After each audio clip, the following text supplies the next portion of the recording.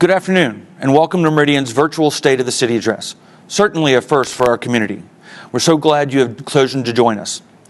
I am Sean Evans, the President and CEO of the Meridian Chamber of Commerce and one of Meridian's biggest fans. On behalf of the Chamber's Board of Directors and our membership, we're very pleased to welcome you to the State of the City address. The Meridian Chamber of Commerce is proud to bring you the State of the City address this year and appreciates the support of our title sponsor, D.L. Evans Bank, and our supporting sponsors to help bring you this program. The Chamber would like to share with you this message from our supporting sponsors. Albertsons, locally great, nationally strong. Cap Ed Credit Union, your membership supports education. Power Engineers, building trust one client at a time. TDS, the best internet for how we live, work, and play. First Interstate Bank, we are here for you. Brighton Corporation, creating great places. Idaho Power, clean today, cleaner tomorrow. Idaho Power is committed to 100% clean energy by 2045. Citi, responsibly providing financial services that enable growth and economic progress. Intermountain Gas Company, in the community to serve. Sparklight, now more than ever, you need to be connected. United Heritage, dream big, plan smart. Thank you to all our additional sponsors. Thank you to all the Meridian businesses that support this program and other Chamber events. We will now have the posting of the colors by the Joint Meridian Police and Fire Color Guard. This will be followed by the Pledge of Allegiance led by Corbin Baines and the singing of the National Anthem by Mary Ney, and a brief invocation led by Pastor Steve Moore.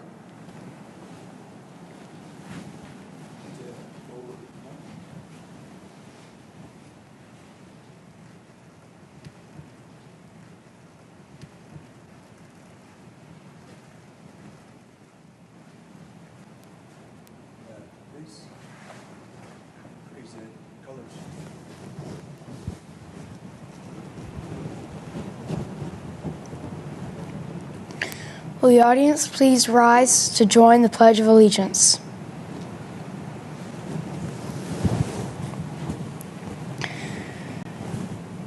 I pledge allegiance to the flag of the United States of America and to the republic for which it stands, one nation, under God, indivisible, with liberty and justice for all. Order colors. Post.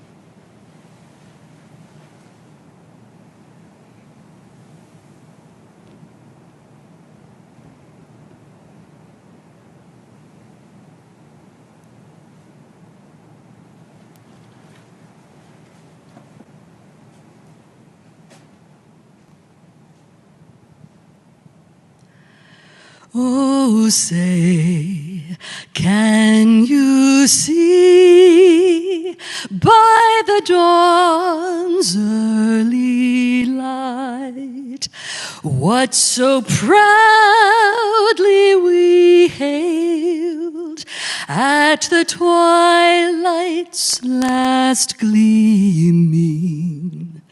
Whose broad stripes and bright stars through the perilous fight o'er the ramparts we watched were so gallantly streaming, and the rocket's red glare, the bombs bursting in air, gave proof through the night night that our flag was still there. Oh, say does that star-spangled banner yet wave o'er the land of the free and the home of the brave.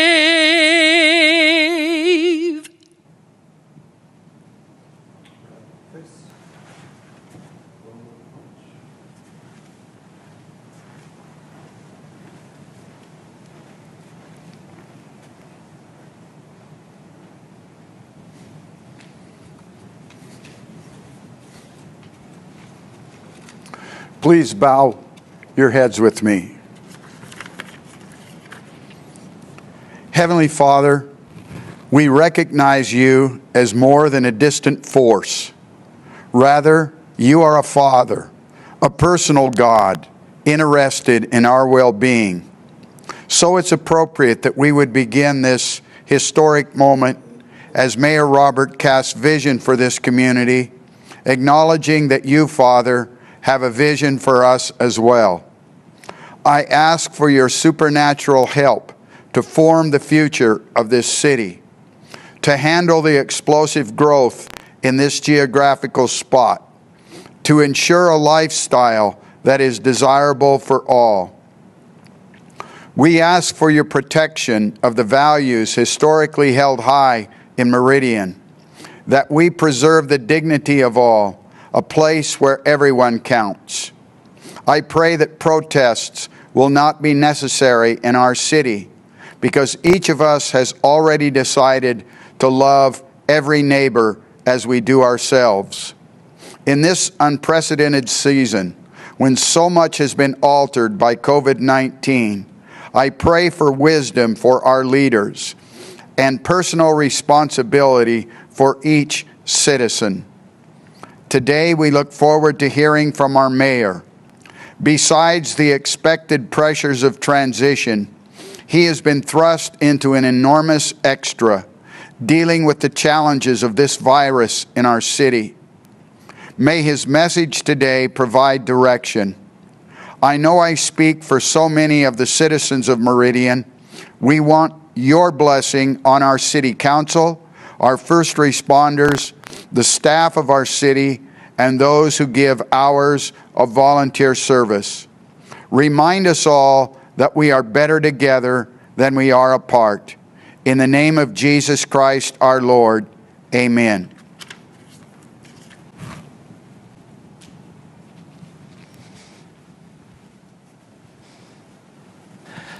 Thank you, Pastor Moore, for those beautiful words. It's my pleasure to share with you a message from our presenting sponsor, D.L. Evans Bank. What does it take to keep a community running? Drive, connection, and spark. Someone who knows how you're wired. Because sometimes it takes more than tools, skill, and grit to be successful. It takes people you can rely on to find the road ahead. This is community banking, D.L. Evans Bank, since 1904. In 2004, D.L. Evans' senior management made a decision to start a branch in Meridian, Idaho. 16 years later, D.L. Evans Bank is a staple of the Meridian business community. D.L. Evans Bank has expanded tremendously, all the while maintaining the hometown community bank spirit as they grow. The bank has grown more than $2 billion in assets with 34 full-service branches. Please welcome D.L. Evans Bank Executive Vice President John V. Evans.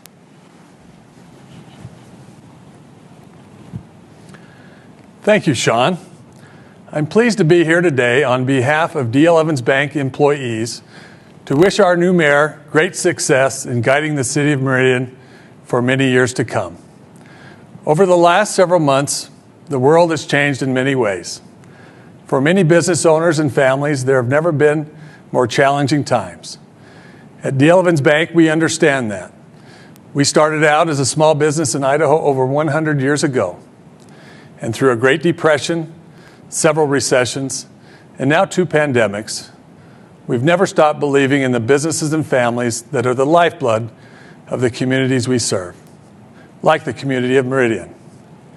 So on behalf of the employees and family of D.L. Evans Bank, I'm proud to introduce our new Mayor, Robert Simison. This may be Mayor Simison's first State of the City address as the mayor of Meridian, but his service to the city began more than a decade ago. Robert was born and raised in Idaho and is a graduate of Whitman College, where he majored in history. In college, he found a passion for public service, which led him to a professional career working with high-profile elected officials at the state, local, and national level for more than 20 years. Prior to being elected as our mayor, Robert was a member of the City of Meridian's senior leadership team, serving for 12 years as the mayor's chief of staff. His efforts led to the rebuilding of the Meridian Road interchange, the creation of the city's first strategic plan, and a vote by the residents to expand Meridian's city council from 4 seats to 6 seats. Robert has been active both professionally and personally in Idaho and our city of Meridian. Today, it should be very interesting for us to hear from our mayor as he shares with us his vision of Meridian today and where he wishes to lead our city over the next 12 months. It is my pleasure to introduce to you Mayor Robert Simison, presenting Meridian's State of the City Address for 2020.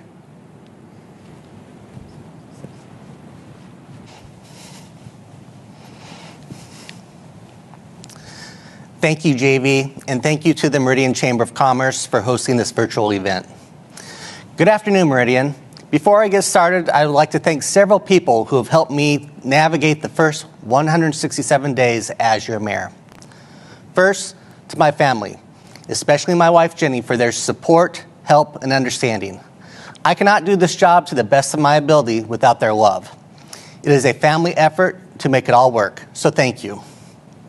To my fellow elected officials, especially City Council President Treg Berndt, for your indulgence and openness as we take on new roles and work together to manage the needs of the city and to meet the expectations of our residents.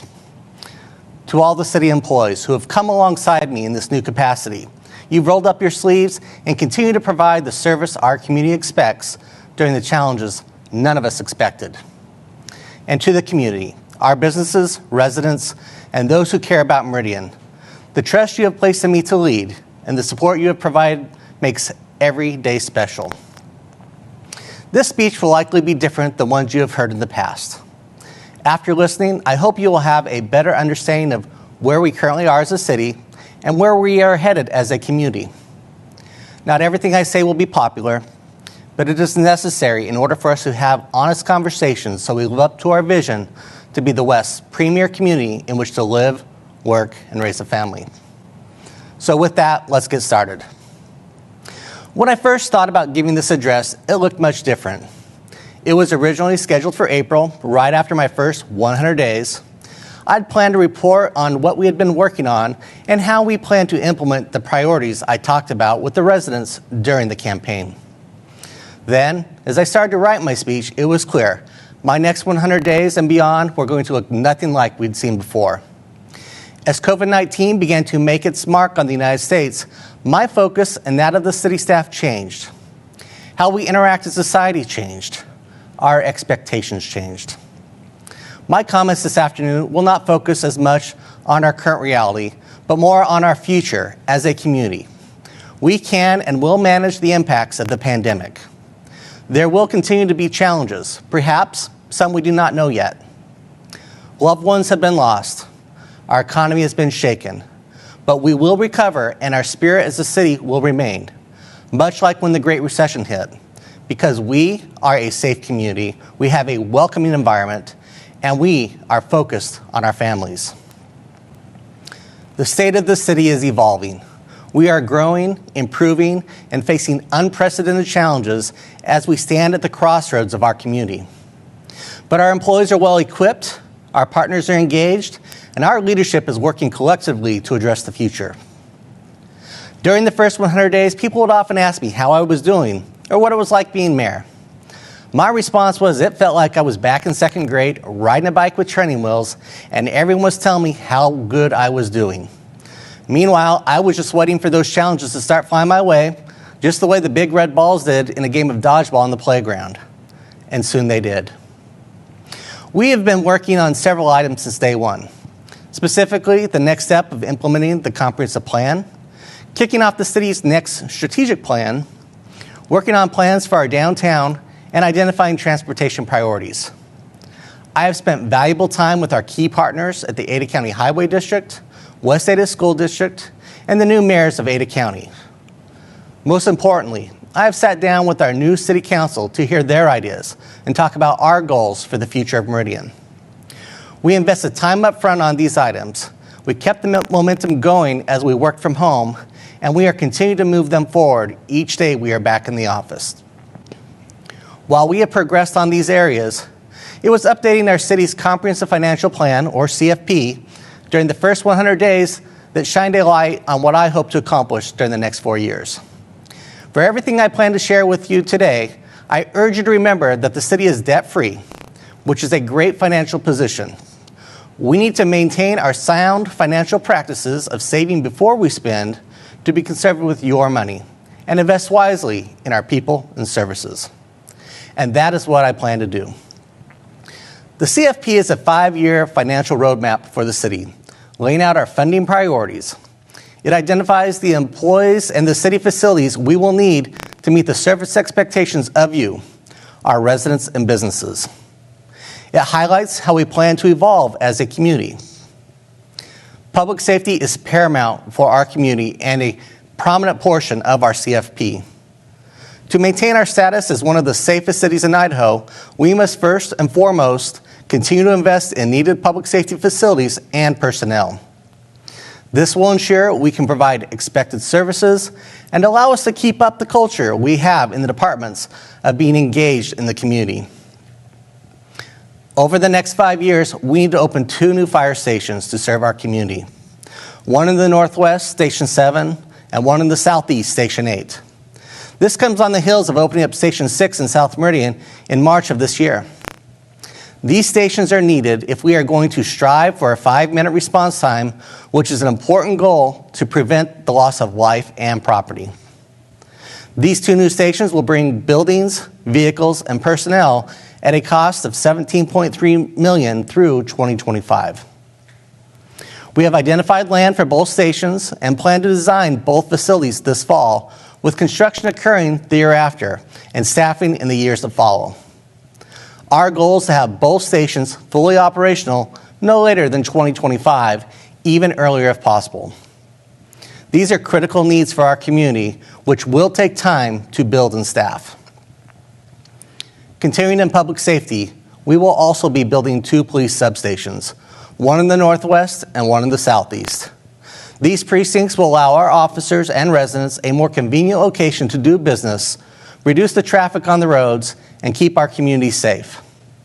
While the details and funding are still being worked out, having these facilities co-located and built in conjunction with the fire stations will save the city on land acquisition, design, and construction costs.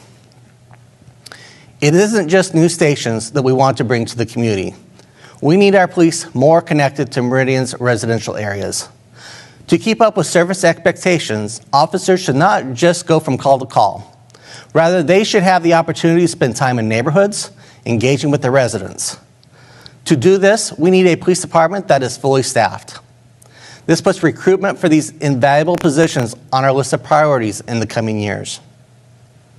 Regarding our police department, I wanted to take a few minutes and address the national conversation regarding racial injustice.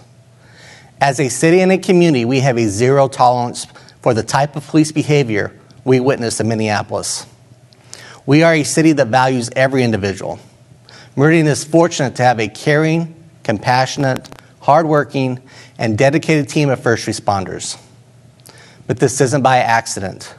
We work hard each day to cultivate a great culture in the department that promotes treating every person with whom an officer comes into contact with dignity and respect. This is not just an expectation of leadership, but an example that leadership sets each day. It is important that we continue to build upon that culture. This is vital not only to myself, but to our city council, the leadership in our police department, and our residents. We need to listen to the conversations that are occurring across the nation and have our own conversations in Meridian so we can learn from those who have different experiences than our own. It is important to engage in open and respectful dialogue as we work together to change as a society. We have started those efforts, and I believe this will allow us to be a meaningful part of the solution as we continue to evolve towards a more just society, building stronger ties in our community and as neighbors. Getting neighbors and citizens out and about in our neighborhoods is also important if we are going to keep evolving. Our Parks and Recreation Department will be focused on 3 main priorities over the next 5 years. The CFP includes efforts for building our pathway system to provide greater connectivity, continuing work on Discovery Park in South Meridian, and preparing for a new community center as part of the downtown redevelopment project known as the Civic Block. If we are going to improve our connectivity for citizens, it needs to include our pathways and sidewalk systems. A little over a month ago, I went out with our Parks and Recreation Director to ride along the 5 Mile Creek pathway. At the end of this ride, which did include a punctured tire thanks to a goat head, I had a new outlook on our pathways in Meridian. Originally, I was looking to our pathways for a long ride with my family, a ride that itself was an experience. While I think that can still exist in some areas, I now realize that our pathway system is more about connecting people to the great experiences throughout our community. Our pathways are a way to connect our residents to our parks, to our schools, to our downtown, to our gathering spots. Maybe more of a 2 or 3 mile ride to a location where we will have our experience before returning home. It isn't about how long a connection is, but more about how many people are being connected to the places that matter to us as a community. It can be focused on finding meaningful connections that enable North Meridian to get to downtown or the future library at Linder Village, or perhaps in Central Meridian to safely get to the Village or Settlers Park, and South Meridian to access places like the YMCA and Discovery Park. Then we are giving people a reason to leave their car at home and walk, bike, or roll a reasonable distance for their enjoyment.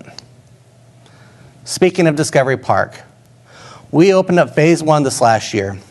That was a great accomplishment in providing our residents in the South with 27 acres of open space to enjoy. This year, we have been working on design for Phase 2. South Meridian has been eagerly waiting for this park, but in order to move forward in the next phase, we need to check a few important boxes. This starts with the need for sewer before the park should be expanded. But as I often tell our Public Works Director and their staff, development is about a lot more than sewer. It's also about safety. Residents must be able to travel to this recreating spot in order to enjoy this great amenity safely. As many of you know, the roads in this area are still farm-to-market roads with little to no improvements. As a city, we need to do a better job when we plan and open facilities, ensuring needed infrastructure like roads are in place. Transportation improvements do not begin and end with roads. We also need to focus on sidewalks and connected pathways and ensure that the public safety portions of our plans are implemented, putting park goers inside that 5-minute response time for medical services. While we need to be focused on all elements of transportation, roads were by far the largest issue I heard when I knocked on doors last year. From my perspective, we have a few options. As a city, we can wait for the Highway District to make the improvements. They are the road authority and receive the funding from the state for our roads.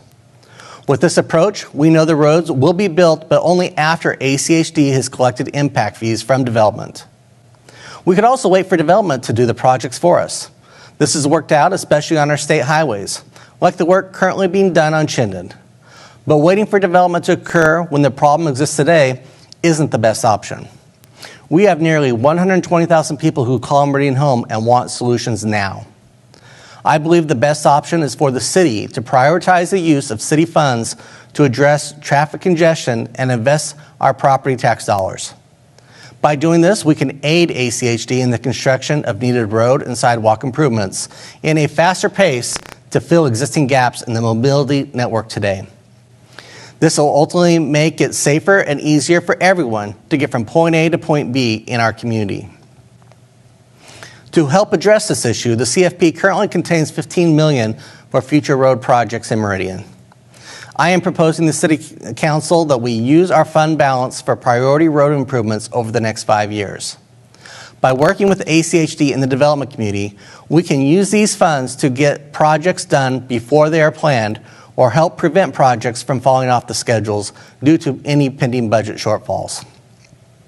For a majority of these funds, I am proposing we use reimbursement agreements with the Highway District, the same way that developers use them to help advance road construction projects.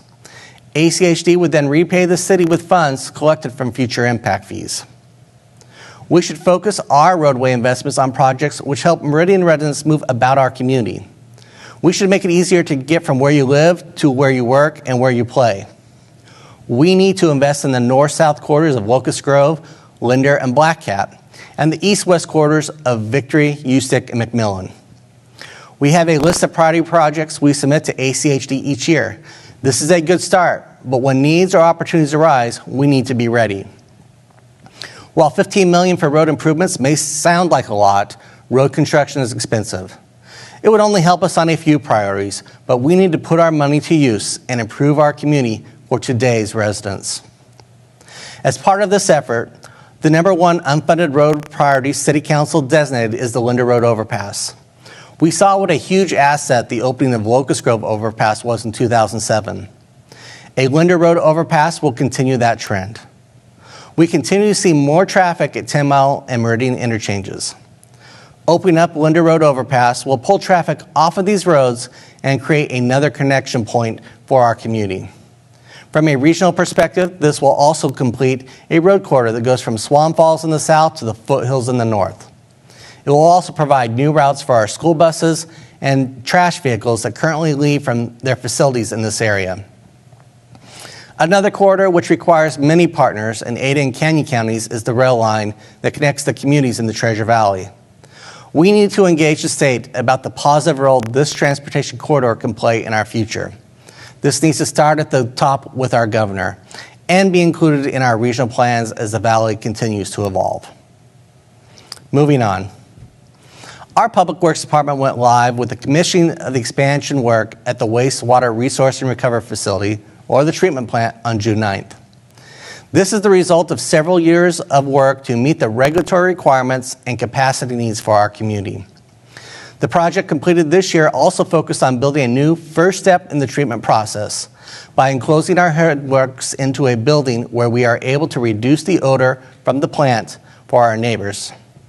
In all, over $81 million has been spent over the last 7 years, with several more projects to come in the next 5 years at this facility. While the work at the treatment plant is fascinating and necessary, I am really excited about what is in our CFP related to water over the next 5 years. The #1 complaint I have heard over the years when it comes to water is when it doesn't run clear. This has to do with the manganese levels of our water, which we need to be mindful of. Working with our Public Works team, we have been able to move up investment plans for treatment systems at several of our wells to help eliminate brown water. They will be adding the necessary equipment to 6 more well sites by 2025. So, what do all these issues have in common? Growth. We cannot be afraid of growing or talking about it. Responsible growth solves problems. Irresponsible growth creates them. In 2019, the city completed a nearly 2-year process of updating our comprehensive plan. This is the growth plan for our community that they stated that they wanted for Meridian. As a city, we need to let the plan be our guide and limit how often it should be amended so any changes can be looked at in the context of the full plan. We have spent over $200,000 and countless hours of staff time engaging the community about this plan. It needs to mean something and should not be changed much for the first 5 years. A few of the offshoots of the comprehensive plan coming forward to the City Council are improving the public hearing processes, evaluating and redefining how much open space is desired and what it looks like, and looking at our growth priority areas. Some have been asking, what is a growth priority area? Well, to me it is simple. A growth priority area means areas where city services currently exist today and where they will be in the future. For starters, our number one priority area is infill development. We know infill projects are hard, but generally they do not put as much of a cost on services as a project out on the perimeters of our community. This is a growth priority area for our community. Other priority growth areas are in Southeast and Northwest Meridian. As you may have heard before, these are two areas where we are planning to build fire and police stations. Investing in parks and building additional pathways, we are also developing an area-specific plan for the northwest part of our community that will eventually be on the west side of Highway 16 once it is extended. These are areas where new schools are coming online or being planned for the future. The Meridian Library District has plans to add or increase branches in these areas. It is where we and our partners plan to invest. We need to work with ACHD and prioritize road and sidewalk improvements to get people to move safely in these areas. I want to take a moment and encourage our development community to look for opportunities for infill projects. It may not always fit, and this does not mean we will not consider growth in other areas. But if development occurs outside of these infill areas, it is incumbent upon the development community to be creative in bringing services to those areas so growth pays for growth. When you talk about infill, there is no better illustration than that of our downtown. We are seeing progress on several projects focused on bringing the live, work, play elements to our downtown. As I stated, infill is hard and costly. We need to use tools that we have like urban renewal to help those who want to invest in our downtown. Recently, I met with several downtown business and property owners to get insight on their future in that evolving area. I look forward to continuing these conversations which help everyone have a better understanding of the wants and needs in downtown Meridian. It is clear we need to work together so we can take full advantage of the opportunity that exists for our downtown. I know that with redevelopment comes several unknowns. Nonetheless, projects in downtown are moving. The current project under construction across from City Hall, the Old Town Lofts, has been moving forward for almost a year, working through each new challenge that comes its way. The Keller project, which had a groundbreaking earlier this spring, is looking to resume progress soon, and 3 brand new businesses have recently opened their doors in our downtown. We look forward to 2 other big projects in our downtown too. The Civic Block project and Union 93. Both of these ventures will reshape the space along Broadway Avenue. Concepts are still being put together for the Civic Block, but it will include a new community center. This will provide additional needed space for indoor activity and community meetings. I am optimistic this project will also include housing, retail, and office space. Union 93 will be home to both residents and businesses. It will also bring new height to our downtown and start to create a skyline for our community. These projects and many more are moving forward because the economic situation in Meridian continues to provide confidence to developers. City government does not create jobs. We create the environment for others to invest. Establishing a new urban renewal area in downtown will follow the efforts at 10 Mile to bring both investment and family wage jobs to our community. We need to continue that philosophy and utilize the tools at our disposal to help grow our economic base. Speaking of jobs, it is great that we have job opportunities, but we continue to see too many people commute from Meridian to work elsewhere. We need to reduce the number of people leaving Meridian for work each day. We need to be focused on attracting businesses that pay employees enough to support a household in Meridian. By doing this, we will reduce the impact on our transportation system, enabling more people to spend time at home with their families and see Meridian flourish. Unfortunately, much like the rest of the world, COVID-19 has had a negative impact on employment in Meridian. We went from a 2.4% unemployment to 12% in a matter of minutes. It is our hope that as people get back to work, those numbers will bounce back, particularly in the food, hospitality, and retail sectors, which were hit particularly hard. However, despite COVID-19, we continue to see investment in our community. Our development process continues to be active. In June, I attended a groundbreaking and ribbon cutting for new businesses. And we recently were notified of nearly 100,000 square feet of lease space for new tenants in the Silverstone and El Dorado business parks, one of which was recently reported by the media, PillPack, who will bring hundreds of jobs to our community. As more residents call Meridian home and join these exciting new businesses, it is imperative that our school system is able to catch up and provide a proper education to our children. During my campaign, I heard from countless residents that schools are overcrowded and underfunded. We have been asking the state legislature for more than a decade to take responsibility for funding our schools as called for in the state constitution in order to reduce the property tax burden on our property taxpayers. This funding must include buildings. I know West Ada continues to look for ways to provide the facilities needed and educational opportunities our citizens expect. Earlier this month, the patrons of West Ada did not support the supplemental levy that has historically provided additional educational days for our kids. They had also originally planned to ask residents to support a bond for needed schools, but removed the request from the ballot in light of the current financial situation. This did not help with the current reality they are facing as several cities in the district are growing and evolving, but I understand their decision to do so. With the failure of the supplemental levy and with any bonds for future facilities in doubt, I am urging the West Ada School District to use all the tools at their disposal to maximize time and available space at existing schools. As a city, we are striving to be a better partner to West Ada. We need data so City Council can make informed decisions as they consider future annexations that impact our schools. To help with that process, earlier this year, I worked with our planning department to create a new position that will be focused on collaboration with our school district to better understand the impacts of this growth.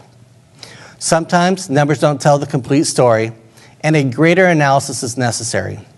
This position will help with that long-term planning need for both schools and our transportation efforts in Meridian. I hope this position will help with the planning of new schools in Meridian. We need to do better and not repeat the efforts of a Waihee High School, which was built on the edge, almost beyond city services and basic infrastructure. The only way we can ensure students have safe routes to schools is to have infrastructure in place, such as improved roads and sidewalks and pathways from nearby residential subdivisions. When schools open, in order to do that, we need to work with the West Ada and ACHD to prioritize infrastructure to these facilities before they open. After all, families are our focus and students are our future in Meridian. Speaking of students, I have a few outstanding students I'd like to recognize today. One benefit of the State of the City being delayed this year is the opportunity to present our City Scholarship winners to all of you. The City Scholarship Program was introduced 13 years ago and has helped to provide funding for more than 45 students to further their education. Funding for the program comes directly from the state of our city sponsors, like our presenting sponsor, D.L. Evans Bank, and the other incredible sponsors on your screen, who are champions of all things Meridian. This scholarship shows their dedication to our youth and the future of our community, and for that, we thank them. We caught up with this year's recipients, and we'll hear from each of these students. So please join me in congratulating Andrea Therese Martinez, Carson Moore, Emma Sells, and Caitlin Barney. Hello Meridian, my name is Andrea Teresa Martinez, and this year I was proud to be a part of Renaissance High School's graduating class of 2020. I'm excited to be attending Boise State University in the fall, where I will be joining their undergraduate disciplinary studies program with the intent of exploring potential careers in anthropology, linguistics, and journalism. I also look forward to continuing to improve my skills in many of my hobbies through the university's clubs, student organizations, and courses, such as instrumental music and theater. This city scholarship will help me to further explore my career goals while staying close to home in the city that I love. It will help broaden the educational opportunities offered to me in a way that is both affordable for me and my family. Thank you for helping me be one step closer to earning my college degree and building a brighter future for myself. Hey Meridian, my name is Carson Moore and I recently graduated from Rocky Mountain High School.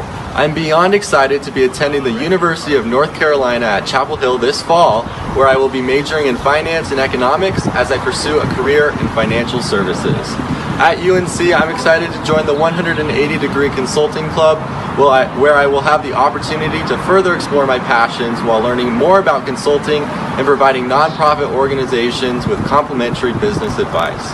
I'm so grateful to have been awarded the City Scholarship, and I know that it will allow me to take full advantage of all the experiences and opportunities that Carolina has to offer. Hello, Meridian. My name is Emma Sells, and I recently graduated from Rocky Mountain High School. I am thrilled to be attending the University of Idaho this fall to obtain a double major in pre-vet and dairy science. I'm also hoping to go on to vet school at Washington State University and become a veterinarian in a mixed practice. At U of I am excited to join Collegiate FFA, the Dairy Club, and Pre-Vet Club as well. I am honored to have received the City Scholarship, which will help me not only to go to college, but also to obtain a career that I am passionate about and continue promoting agriculture throughout my life. Hi Meridian, my name is Caitlin Barney and I'm a Rocky Mountain High School graduate. Go Grizzlies! I'll be attending Utah State University in Logan, Utah this fall. I'll be studying nursing in hopes to one day become a registered nurse. I cannot wait to be an Aggie and I'm excited to meet so many new people. Thank you, Meridian, for the scholarship. It will help me pursue my future goals in higher education. Each of these students have been committed to making a difference in our community and are helping shape the future of Meridian. I look forward to updates as they continue to prosper at their respective colleges. Congratulations again to all. This year, the Idaho State Legislature took another step to determine our future as a city. Once the 2020 census is official, we will begin electing our city council members by district. It will be the residents who live in each of those districts that elect who represent them on the city council. This is a departure from our current system, but it's an approach I have long supported. Due to the timing of the census and the legislation that was passed this last year, Meridian won't need to start electing our city council members by districts until 2023. However, due to how council members' terms are staggered, I am asking the city council to take the proactive measure to begin electing city council members by district in 2021. Work needs to be done with the legislature this next year to refine the current law, but taking these steps now in a gradual approach will work well for our community and potentially avoid issues associated with having staggered terms. While the legislature made this decision for us, I support allowing the residents to weigh in on issues, be it making the final decision or being advisory in nature. For that reason, I will be working with the Ada County Clerk to bring forward legislation to the legislature next year, which will allow cities to conduct advisory votes. This will empower residents and give them a greater voice in their community. Since we are on the topic of the legislature, one of the biggest changes facing our community is how they will address the issue of property taxes. I understand the concerns about property taxes. We all share them. Unfortunately, this is the primary tool that the legislature gives to local governments to fund services for the community. Let's take a look at the current reality. The state legislature has refused to take responsibility for providing facilities, or quite frankly, adequate funding of operations to our schools. Rather, these costs are put upon property tax owners in the forms of bonds and levies, which currently make up 32% of most of Meridian residents' property tax bill. The state legislature refuses to allow local government to utilize other tools, such as a local option sales tax, to address community needs. This is a simple tool that will allow voters to decide if they want to tax themselves for specific needs or not. Rather, the legislature places the burden to fund any additional services on property taxes. The state legislature once again failed to adjust homeowners exemptions and circuit breaker relief for seniors. Failure to take action has placed a greater property tax burden on homeowners, especially our most vulnerable population, our seniors. They need to take action and address this growing disparity. For the second year in a row, the state legislature has a working committee looking at property tax issues. They should invite all stakeholders to the table. Any changes to the current practices should be done holistically while working together, unlike past efforts that attempted to limit the ability of cities and other taxing districts. Two areas they are likely to examine are new construction and the ability of cities to increase the base tax rate up to 3%. These are fundamentally different issues. New construction allows growth to pay for growth. The 3% allows cities the ability to keep up with the cost of doing business as it is today. If the state legislature makes significant changes to one or both of these elements of property tax without providing other tools, it will have a significant impact on Meridian. I am requesting that our business community make this one of their top legislative priorities in the next legislative session. Be active in the conversation and understand the real impact the work of the interim committee will have on Meridian and the services we provide to the community. So, how do we plan tomorrow while we are here today? Well, the City Council will be holding their second budget workshop on June 30th. The budget that I have provided them does not request the 3% property tax currently allowed by law. Now is not the time. Our businesses and residents are hurting due to COVID-19. I am urging City Council to be mindful of the current realities people are facing and not take the 3%. By not taking an increase, we can provide property tax relief to our residents by working with the state and participating in the COVID-19 relief funding. To be clear, future budgets will need to take the allowable tax increase if we are to invest in our employees who serve the community every day. This will allow us to use other tools like new construction for additional police, fire, and other personnel.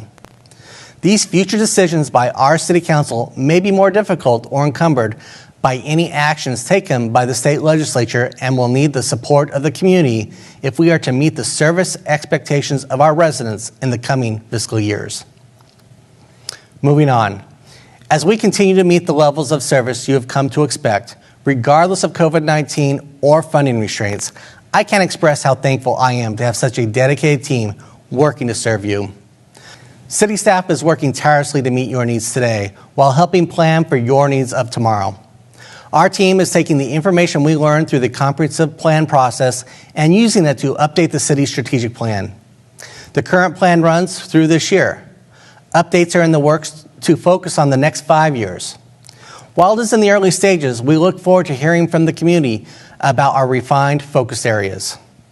We hope to take an updated plan to City Council for approval by the end of this year. One area we have focused on over the past year is to find improvements in our processes, easing the financial and time burdens on both our employees and customers. This effort was thrown into overdrive as we found ourselves working from home unexpectedly for several months this year. We took this as an opportunity to examine our processes even further and make improvements that increase the public's access to government and bring more services available online. Giving people access to our services from the comfort of their home or office has proven more important than ever. Whether we are recruiting our jobs, processing development applications, or looking for ways to take public testimony, we are committed to bringing easily accessible both in person and online in the services we provide. The trials brought forth by COVID-19 were a true testament to not only our employees' abilities, but their commitment to our customers. We intend to keep the momentum moving for continuous improvement. While our staff is great, we could not do what we did without our volunteers, who are a bright light to our community. I want to speak about one in particular. Over the years, I have seen some amazing community members accept the Mayor's Legacy Award. It is humbling to be able to present the award to a dedicated member of our community. Known by many as the godfather of Meridian's Park and Recreation, and for a good reason. This Meridian resident and local businessman has been volunteering as a member of the Meridian Parks and Recreation Commission continuously since January of 2000. Prior to being appointed to the Parks and Recreation Commission, the Godfather volunteered with Meridian's March for Parks and served on the Friends of Meridian's Parks organization, raising funds for needed park projects. In addition to several leadership roles on the Parks and Recreation Commission, the Mayor's Legacy Award recipient has served the City of Meridian on its Golf Course Advisory Committee, Downtown Revitalization Committee, and its Pathways Committee in the community. He has also served as a volunteer coach for youth athletics. When asked why he was served as a city volunteer for so long, this year's recipient replied, "It's for the kids." He remains extremely committed to preserving future park space in our community, developing quality neighborhood, community, and regional parks, and enhancing the connectivity of our city's pathway system. I am honored to present the 2020 Mayor's Legacy Award to Mr. Craig Still, who of course accepted this award in his favorite park. Thank you. First of all, I'd like to begin by thanking Mayor Simison for selecting me. I am truly honored to be receiving this award today. Thank you also to my wife and daughters for your support throughout the many years I've been working in the community. I want to recognize Meridian for what a great community we have, as well as the wonderful people that are involved with and work for the city. It is through exemplary teamwork and cooperation of the Mayor's Office, City Council, Parks Department, Parks and Rec Commission, developers, and the many countless volunteers that have made Meridian Park some of the best parks in the state, and in my opinion, some of the best in the world. I have very much enjoyed being on the commission for the last 20 years. This has been a labor of love for me, as I believe children are important, and they need safe, open spaces to play and learn in. Thank you again for this wonderful award, and have a great day. Congratulations once again, Craig. It is well deserved. I ran for mayor to ensure Meridian remains a safe community built around families. To meet that goal and to be a premier city, we need to improve our roads, schools, and libraries as much as our core services. I have laid out an ambitious plan that will allow our community to thrive. We and our partners have challenges we must face related to growth, the impacts of COVID-19 on the economy, and the conversations our nation is having regarding racial justice. These are challenges I am confident we can address as a community. If we are committed to getting people safely from point A to point B, growing responsibly, listening with an open heart, and staying focused on our families, I am confident that Meridian will be the West's premier community in which to live, work, and raise a family.